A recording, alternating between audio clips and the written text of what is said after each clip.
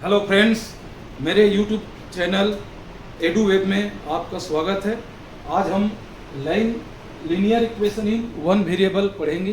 ये क्या होता है अच्छी तरीके से समझेंगे। सबसे पहले मैं बताता हूँ, जैसे a x plus b is equal to 0 है तो ए एक कोफिशिएंट है, एक्स क्या है वेरिएबल है, बी क्या है कांस्टेंट है, ठीक है ना।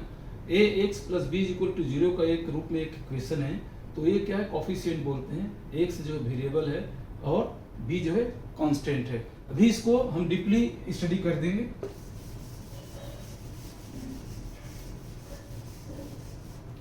मैं कुछ यहाँ पर लिखता हूँ, जैसे x, ठीक है ना, 7 या 2/5 या 2x - 2। ये क्या है? ये एक एक्सप्रेशन है।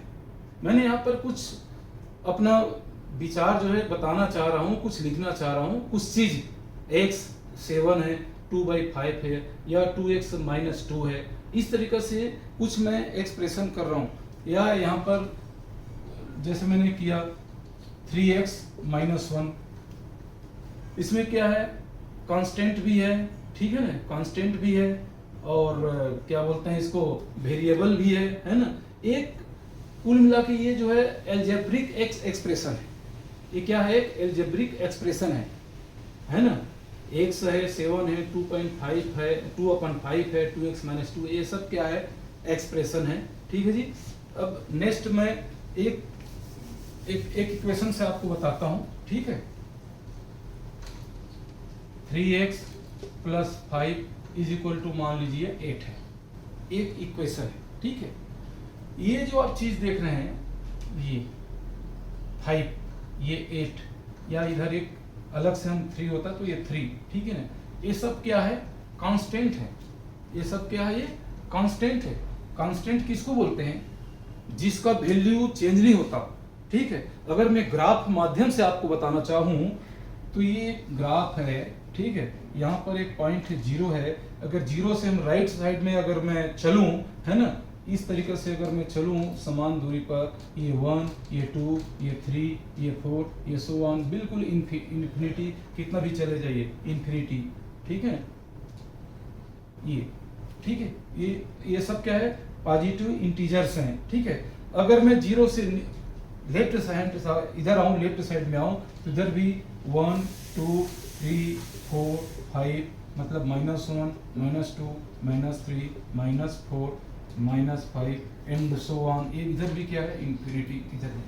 मतलब ये कांस्टेंट क्या है, ठीक है। ये तमाम जो इंटीजर्स हैं, ठीक है ना, चाहे वो निगेटिव हो या पॉजिटिव हो, ये सब कांस्टेंट होते हैं जिसका एक फिक्स वैल्यू होता है।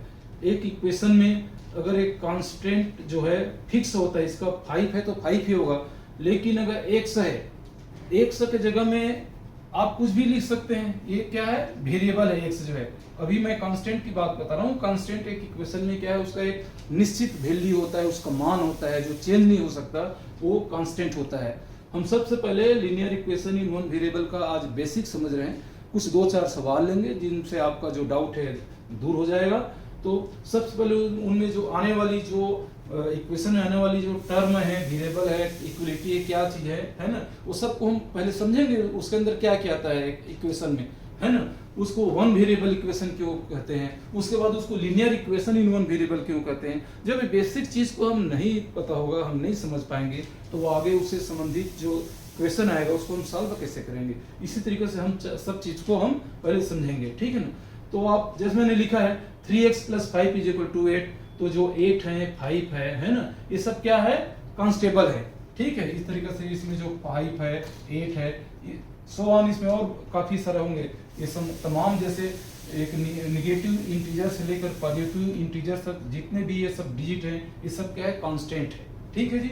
अब मैं आता हूं वेरिएबल में। वेरिएबल क्या है? चेंजेबल होता है, ठीक है। इसका मान इस इक्वेशन में x का कुछ और वैल्यू होगा। यहाँ पर मैं 2x - 1 अगर 8 कर दिया तो यहाँ पर x का कुछ और वैल्यू होगा, ठीक है ना।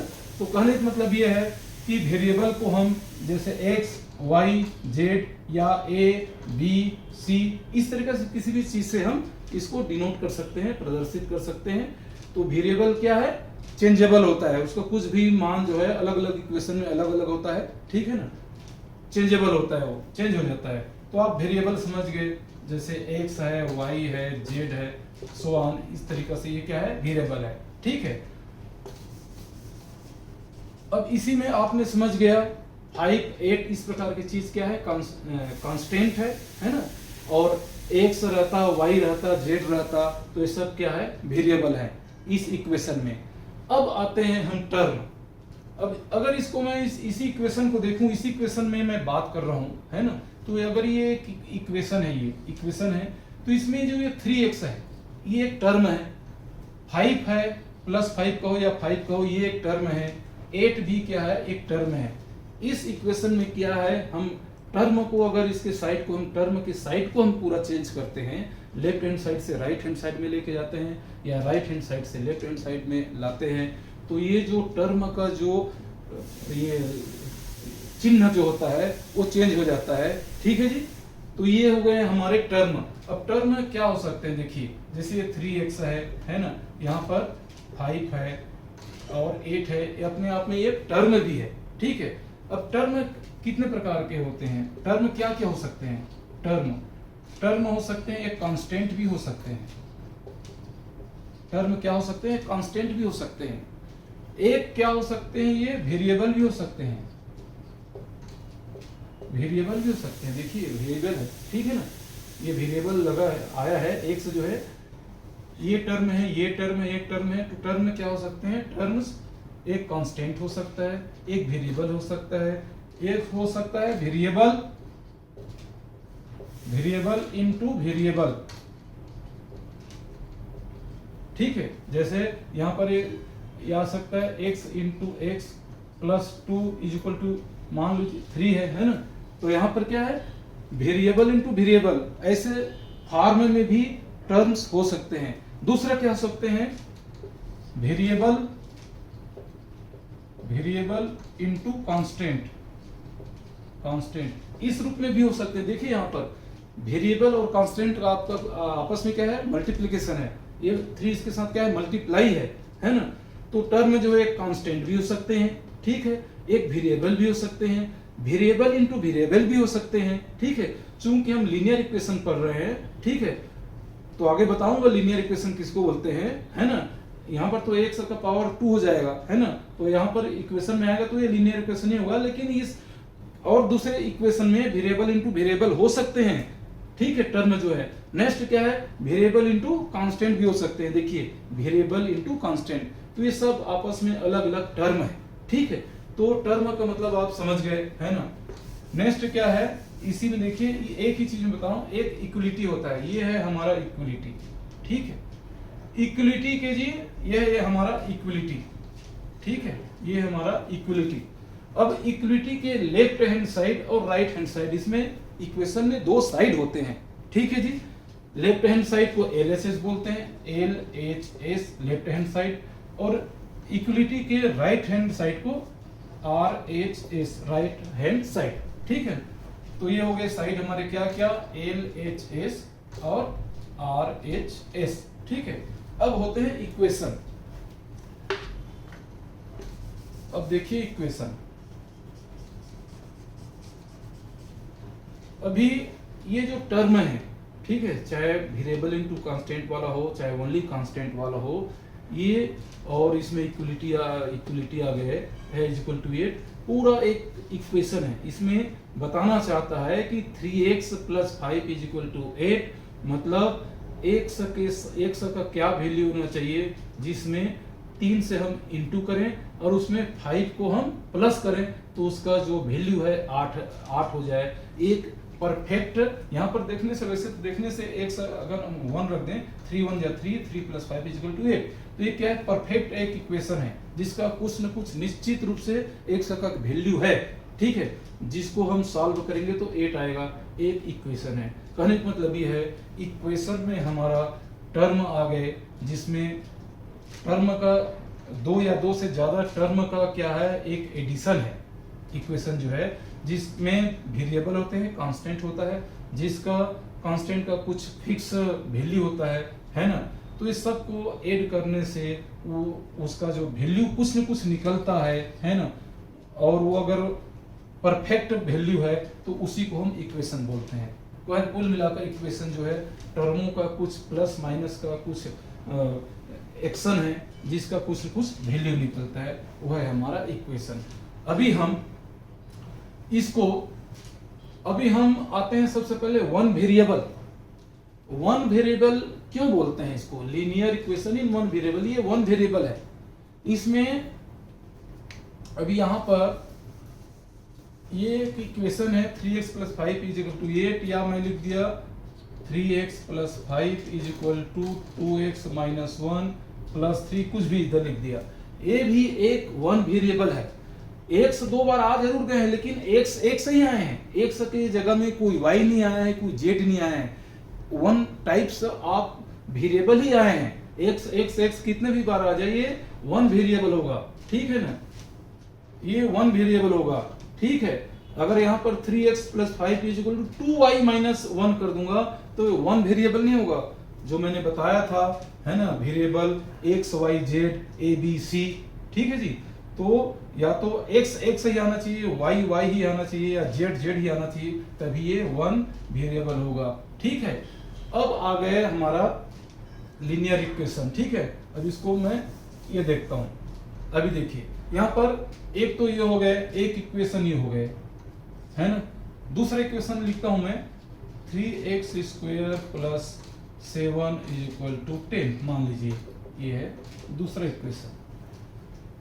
इस इक्वेशन में देखिए जो वेरिएबल का जो पावर है 2 है।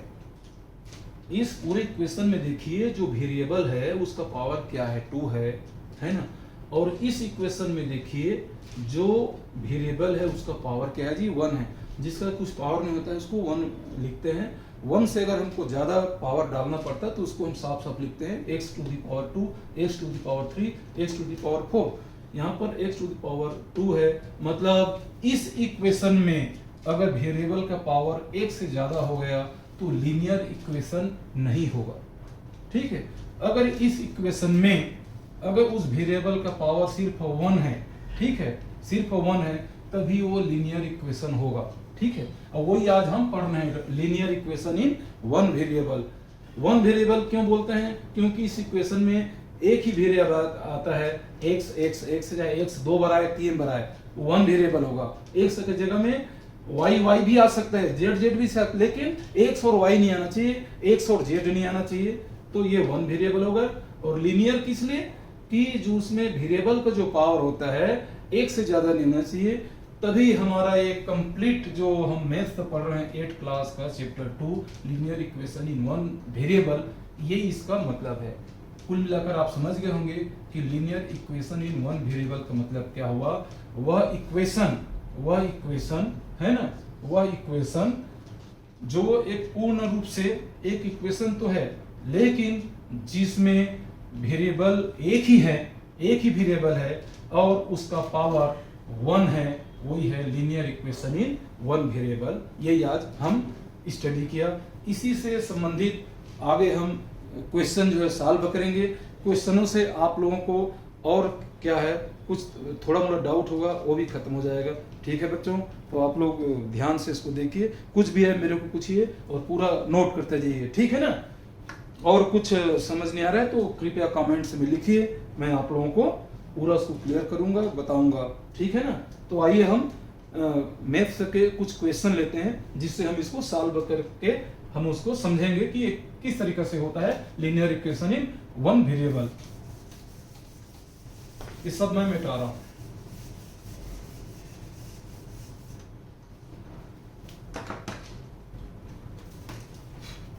अब हम क्वेश्चन लेते हैं, ठीक है। क्वेश्चन है x - 2 = 7।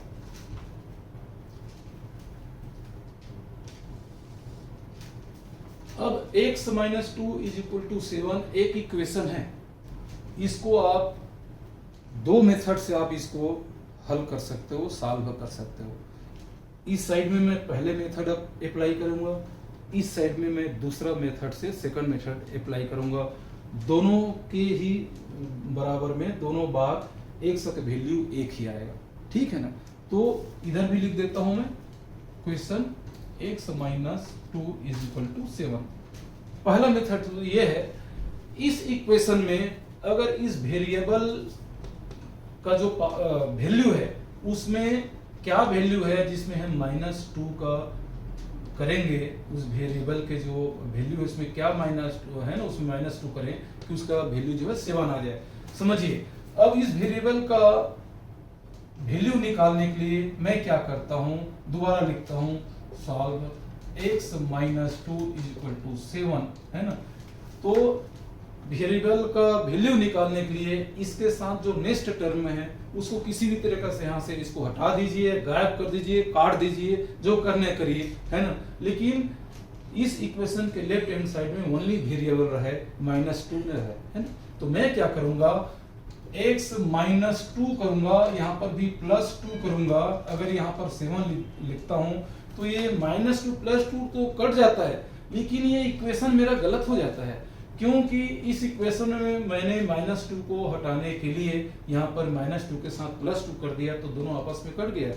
लेकिन मैंने एक साइड में किया, दूसरे साइड में कुछ किया नहीं, तो इसका ये इक्वेशन है, बराबर है, तो दोनों साइड में इधर जो एक्शन कर रहा हूँ वही एक्शन में इस साइड में करूंगा। अगर इधर कुछ मैं प्लस कर रहा हूँ तो वही चीज उसके इक्वेशन के राइट हैंड साइड में भी करूंगा।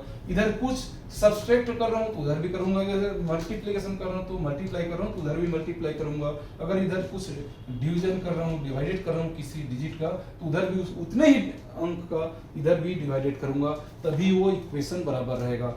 तो अगर मैं इधर +2 कर रहा हूं तो निश्चित रूप से आपको इधर भी +2 करना पड़ेगा, ठीक है, तभी ये इक्वेशन बराबर रहेगा। तो यहाँ पर देखिए -2 +2 कट गया, यहाँ क्या बच गया x, यहाँ क्या बच गया 7 + 2 = 9। एक तो आंसर ये हो गया, ठीक है। ये तरीका है, इस इक्वेशन में वेरिएबल को सिर्फ मैं रख रहा हूँ, -2 को किसी भी तरीका से मैं यहाँ से हटाना चाहता हूँ, तो -2 कैसे हटेगा, कैसे गायब होगा, तो इसमें +2 कर दो, तो -2 और +2 आपस में क्या हो जाएगा, -2 में +2 जाएगा तो खत्म काम। तो अगर इधर +2 कर रहा हूँ तो इसी इक्वेशन में मेरे को राइट हैंड साइड में भी करूंगा, अदरवाइज इस इक्वेशन का कोई वैल्यू बिल्कुल खत्म हो जाएगा, इक्वेशन नहीं रहेगा। मैं एक साइड को ही अगर इसमें कुछ टच करूं, कुछ ऐड करूं, कुछ सब्ट्रैक्ट करूं, कुछ माइनस करूं, कुछ प्लस करूं, है ना, तब इसका कोई मतलब नहीं रहेगा। जो एक्शन मैं इधर कर रहा हूं लेफ्ट हैंड साइड में, वही एक्शन में राइट हैंड साइड में भी करूंगा। अगर इधर मैंने +2 किया तो उधर भी +2 करूंगा, तो इधर ये कट गया, x बराबर 9 ये आंसर है। अगर ये 9 आपका सही है कि नहीं, इसको चेक करना है। ये परफेक्ट इक्वेशन कैसे है, एक इक्वेशन सही है कि कैसे है, आप यहाँ पर x का जो वैल्यू है 9 रख के देखिए, 9 - 2 कितना होता है 7, मतलब ये आपका आंसर सही है। एक तो मेथड ये है। अब इसी जो इक्वेशन है, ये जो पूरा क्वेश्चन है, इसको मैं दूसरे मेथड से आपको हल करके बताता हूं। इस मेथड में क्या करते हैं, इस इक्वेशन के लेफ्ट हैंड साइड में ये जो वेरिएबल बस को रखते हैं, है ना, वेरिएबल वाले टर्म को रखते हैं, जो कांस्टेंट वाले टर्म है उसको हम राइट हैंड साइड में ले जाते हैं। ये क्या है, लेफ्ट हैंड साइड है, ये क्या है, राइट हैंड साइड है। लेफ्ट हैंड साइड, इधर क्या है, right hand side. Left hand side is equal to right hand side. तो हम लेफ्ट हैंड साइड में सिर्फ वेरिएबल वाले राशि को रखते हैं, और राइट हैंड साइड में बाकी जितने कांस्टेंट है सब उसको ले जाते हैं। तो मैं रखता हूं x बराबर इधर 7 -2, उधर जाके क्या हो जाएगा जी, +2। तो कुल मिला के वैल्यू क्या हो गया, 7 + 2 = 9, ठीक है ना। तो हम अधिकतर ज्यादा से ज्यादा मोस्टली हम इस मेथड को अप्लाई करते हैं इस चैप्टर में जितने भी क्वेश्चन है हल करने के लिए, क्योंकि ये थोड़ा सा घुमा फिरा वाला है। इसको +2 करो, उधर +2 करो, सीधी सी बात है। अगर ऐसा कोई क्वेश्चन आया तो लेफ्ट हैंड साइड में आपका ये जो है वेरिएबल वाले राशि को रखो, बाकी जितने कांस्टेंट को आप राइट हैंड साइड में ले लीजिए, 1-2 मिनट भी नहीं लगेगा, उसका आंसर निकल जाएगा। तो पूरे हम इस चैप्टर में जितने क्वेश्चन हैं हम इस मेथड को अप्लाई करेंगे। आइए हम सेकंड क्वेश्चन देखते हैं क्या है।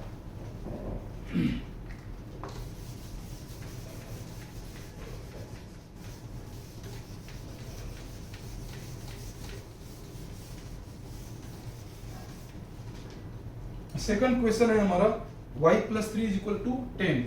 y plus 3 is equal to 10। ठीक है, सिंपल बात है। इस इक्वेशन में है ना, सॉल्व कैसे करेंगे हम इसको, दोबारा लिखते हैं y plus 3 is equal to 10। इस इक्वेशन में जो लेफ्ट हैंड साइड में है ना, उसको वेरिएबल को रखिए, बाकी राइट साइड में सीधा कांस्टेंट को भेज दीजिए, पूरा उस साइड में डाल दीजिए। तो y इज इक्वल टू क्या हो जाएगा 10 प्लस 3 उधर जाके क्या हो जाएगा -3 है ना, तो y इज इक्वल टू क्या हो गया 7। ठीक है जी, ये आपका आंसर। अब आंसर सही कि नहीं, यहाँ पर y का जो वैल्यू है 7, उसको यहाँ पर पुट कर दीजिए है ना। 7 प्लस 3 इज इक्वल टू 10, मतलब ये आपका एक परफेक्ट इक्वेशन है जिसमें y का वैल्यू रखने से ये इक्वेशन एक कंप्लीट होता है, पूरा होता है। ठीक है, एक परफेक्ट इक्वेशन है। ठीक है ना, नेक्स्ट इक्वेशन देखते हैं हम।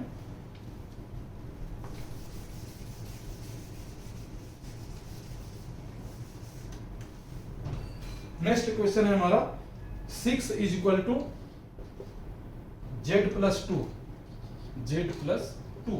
ठीक है ना, कुछ नहीं, सेम पहले जैसे ही है ना।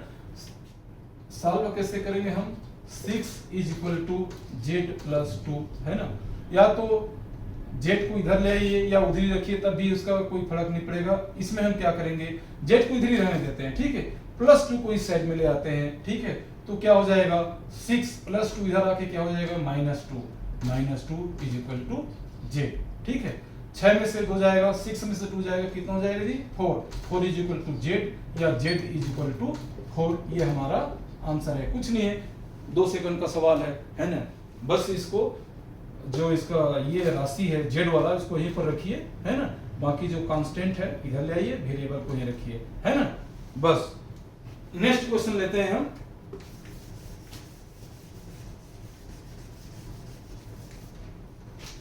नेक्स्ट क्वेश्चन है इसका 3/7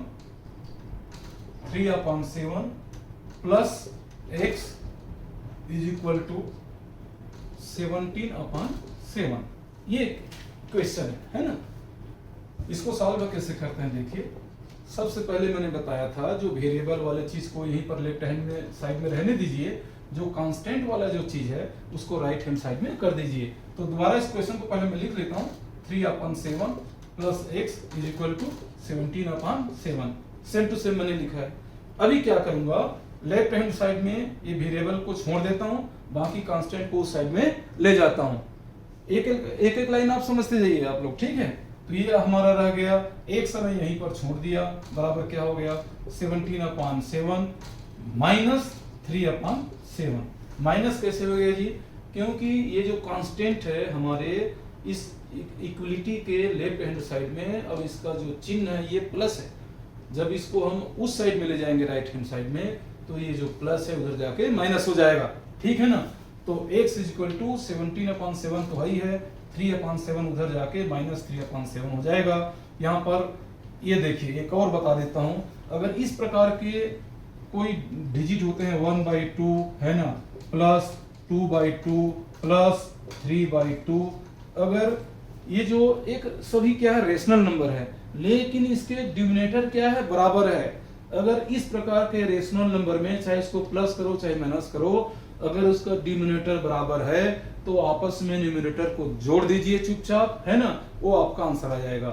3 + 2 5, 5 + 1 इज इक्वल टू 6, 6/2 इसका आंसर है। अगर डिनोमिनेटर बराबर है तब की मैं बात कर रहा हूं, अगर डिनोमिनेटर अलग अलग है तो ये जो एक्शन है इसमें जो फार्मूला है काम नहीं आता। ठीक है ना, अगर डिनोमिनेटर बराबर है तो सब न्यूमरेटर को जोड़ दीजिए। इसी तरीके से देखिए, इसमें भी 17/7 17/7 है ना, -3/7, इसके भी आप क्या है डिनोमिनेटर बराबर है, तो यहाँ पर कोई एलसीएम वगैरह कुछ लेने की जरूरत नहीं है। अगर डिनोमिनेटर बराबर है तो 17 में से 3 जाएगा तो 17 से 3 जाएगा तो 14, तो x इज इक्वल टू क्या जाएगा 14/7।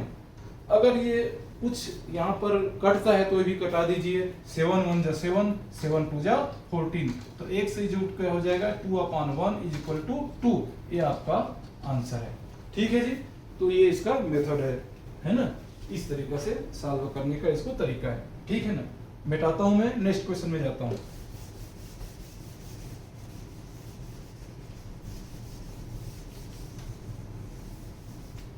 नेक्स्ट क्वेश्चन है हमारा 6x इज इक्वल टू 12, ठीक है ना। 6x इज इक्वल टू 12, इस कुछ नहीं है सॉल्व करने के लिए, है ना। 6x इज इक्वल टू 12, है ना। इस इक्वेशन के लेफ्ट हैंड में देखिए, ये जो वेरिएबल है x, इसके साथ 6 क्या है, मल्टीप्लाई है। ये मल्टीप्लाई उधर जाके क्या हो जाएगा, डिवाइड हो जाएगा, है ना। एक से इधर मैं छोड़ दूं, बराबर इधर लिखूं तो 6 उधर जाके क्या हो जाएगा जी, डिवाइड हो जाएगा। 12/6 कटता है तो कटा दीजिए, 6 7 जा 6, 6 2 जा 12, तो x इज इक्वल टू क्या हो गया 2। ये इसका क्या है, आंसर है, ठीक है ना।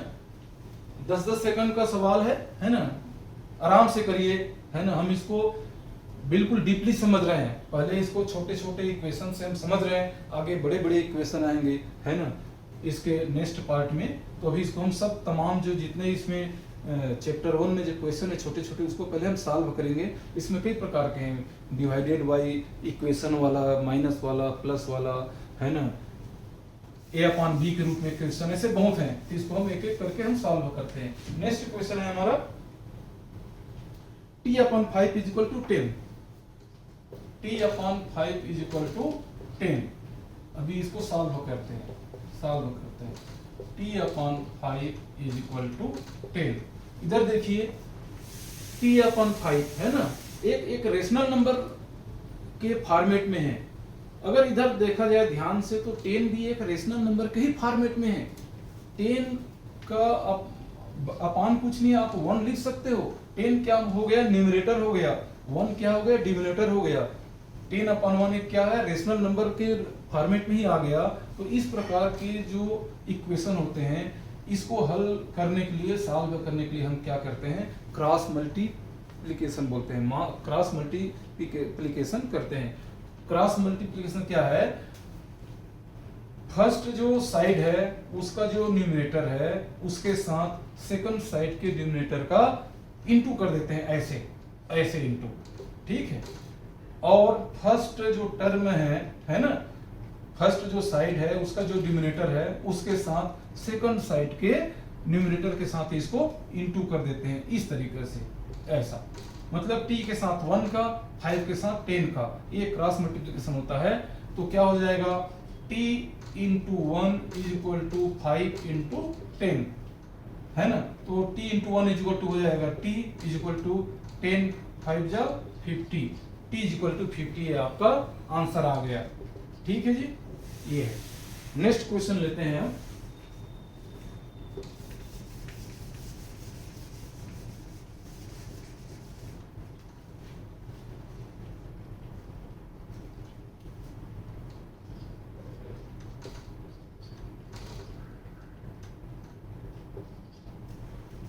To x upon 3 is equal to 80, ठीक है। सॉल्व करते हैं इसको। ये भी सेम इसके पहले वाले जैसे हैं। 2x upon 3 is equal to 18, 18 upon यहाँ पर 1 कर दीजिए, क्रॉस मल्टीप्लिकेशन कर दीजिए, है ना। 2x इंटू 1, है ना, 1 इज इक्वल टू 3 इंटू 18, या 2x इज इक्वल टू 18 3 जा 54, ठीक है। या x इक्वल टू क्या हो जाएगा, 54 अपॉन 2। x के साथ 2 क्या है जी, मल्टीप्लाइड है ना, उधर जाके क्या हो जाएगा, डिवाइडेड हो जाएगा। तो x इक्वल टू 54 अपॉन 2। अगर यहाँ पर कटता है तो कटा दीजिए, 2 1 जा 2, 2 2 जा 4, बच गया 1, 14 हो गया, 2 7 जा 14। x इक्वल टू क्या हो जाएगा, 27। x का वैल्यू क्या निकल गया जी, 27। ये आपके आंसर हो गए, ठीक है ना। तो ये तमाम छोटे छोटे सवालों से पता चल रहा है हमको कई प्रकार के सवाल मिल रहे हैं, है ना। अब नेक्स्ट क्वेश्चन आते हैं, क्या देखते हैं।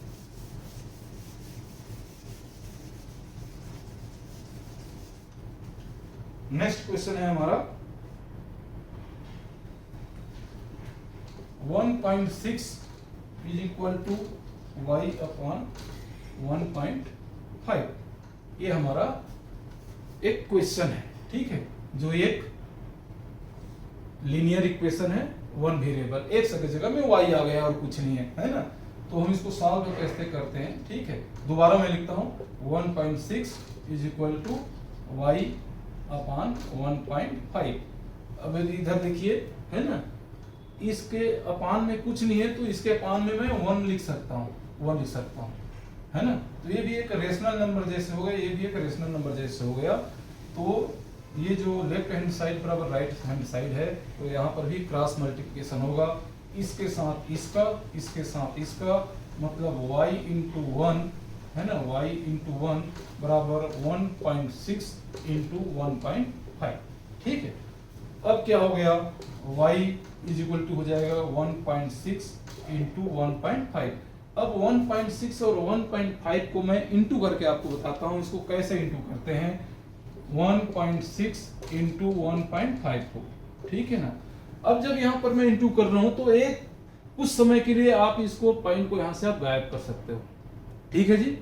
गायब करने के बाद सीधा आप पहले इंटू कर दो, ठीक है। 15 6 या 90, 90 की 0 कैरी आया 9, 15 1 या 50, 50 और 9 24, ठीक है जी, 240। अभी दोबारा यहाँ पर मैंने पॉइंट लगा दिया, ठीक है। अब दोबारा मैंने पॉइंट लगा दिया इंटू करने के बाद। अभी ऊपर में देखिए, यहाँ पर पॉइंट के राइट साइड को देखना है, पॉइंट के राइट साइड को देखना है। पॉइंट के राइट साइड में कितना, 1 डिजिट है। इधर भी पॉइंट के राइट साइड में कितना है जी, 1 डिजिट है। तो इसका जो आंसर आया है, इन दोनों को मल्टीप्लाई करने के बाद यहाँ पर ऐसे पॉइंट लगाइए, ऐसे जगह में पॉइंट लगाइए जिसके राइट साइड में टोटल 2 डिजिट बचे।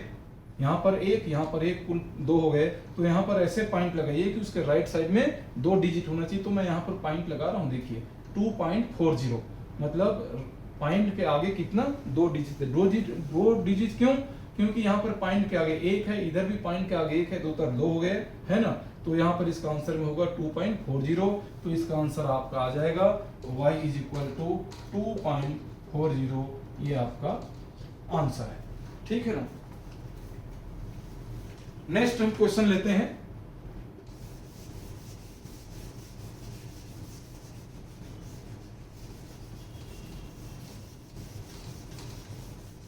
नेक्स्ट क्वेश्चन है हमारा 7x minus 9 is equal to 16, है ना।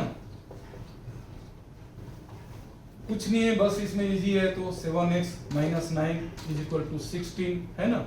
आप जो -9 जो टर्म है उसको राइट हैंड साइड में कर दीजिए, कांस्टेंट है ना। और वेरिएबल वाले जो टर्म है आप इधर पहले इसको रखिए।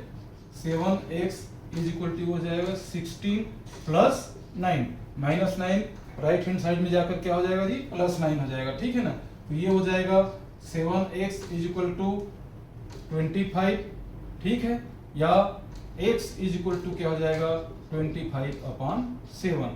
इसके साथ मल्टीप्लाई जरा 7 हो जाएगा, कट नहीं रहा है। तो हमारा कुल मिलाकर x का वैल्यू कितना आ जाएगा 25/7, ये हमारा आंसर हो गया, ठीक है। नेक्स्ट क्वेश्चन लेते हैं हम।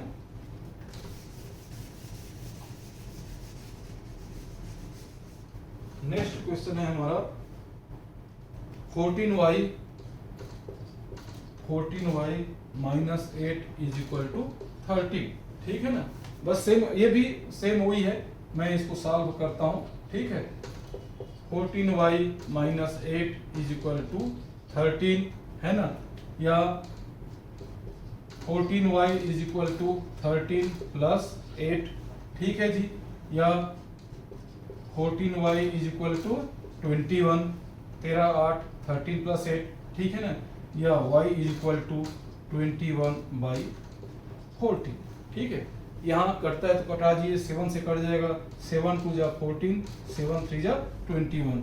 तो y इज इक्वल टू क्या निकल गया 3/2, ये आपका आंसर है, ठीक है ना। नेक्स्ट हम सॉल्व करते हैं क्वेश्चन।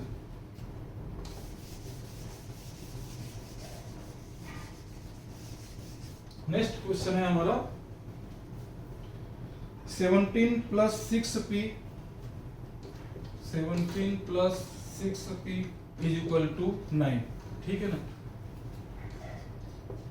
सॉल्व कैसे करेंगे, 17 plus 6p is equal to 9, या 6p इज इक्वल टू क्या हो जाएगा 9 माइनस 17।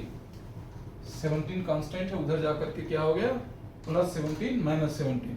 या 6p इज इक्वल टू -8, 17 में से 9 गया, 17 में से 9 जाएगा तो 8, लेकिन जो बड़ी राशि है ना, बड़ा जो डिजिट 17 है उसके साथ जो चिन्ह है वो भी साथ में आएगा, -8 हो जाएगा। ठीक है, अब p बराबर क्या हो जाएगा, -8/6 करता है तो कटा दीजिए। ठीक है ना, 2 3 जा 2 4 जा, मतलब p बराबर -4/3, ये आपका आंसर है।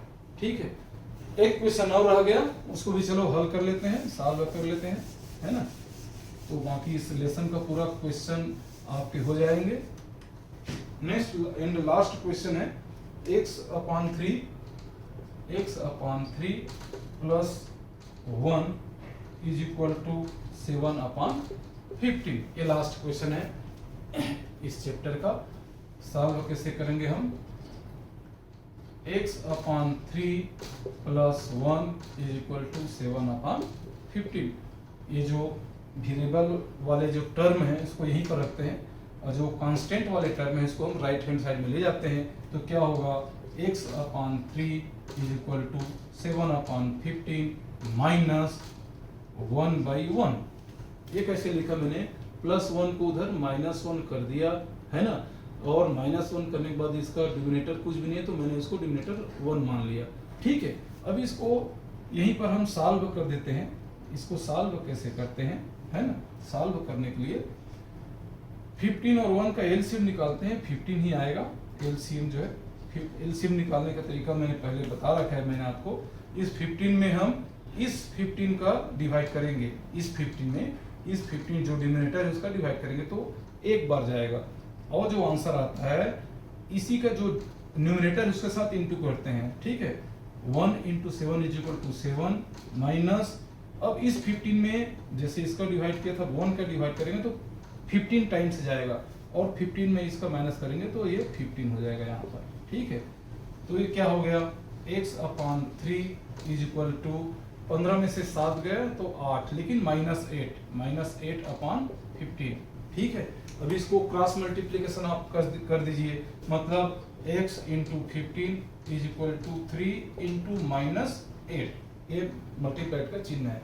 तो 15x बराबर क्या हो जाएगा, -24, 8 3 जा 24। ठीक है, तो दोबारा लिख रहा हूं यहाँ पर 15x = हो गए -24, या x = क्या हो गया, -24/15। ठीक है ना, उधर जाके डिवाइडेड हो गया। ठीक है, अब करता है क्या, करता है 3 से कटेगा, 3 5 जा 15, 3 8 जा 24, तो x = क्या हो जाएगा, -8/5। ये आपका आंसर हो गया। तो होप ये छोटे छोटे क्वेश्चनों से आप लोगों को क्लियर हो गया होगा कि ये linear equation in one variable में, है ना, ऐसे ऐसे इक्वेशन आए हैं जो जिसमें ओनली वन वेरिएबल है, और जो लीनियर इक्वेशन है, लीनियर है, उस वेरिएबल का जो पावर है 1 है। इसी से ही जुड़े हुए या इसी से संबंधित तमाम क्वेश्चन है जिसको हमने सॉल्व करके देखा है।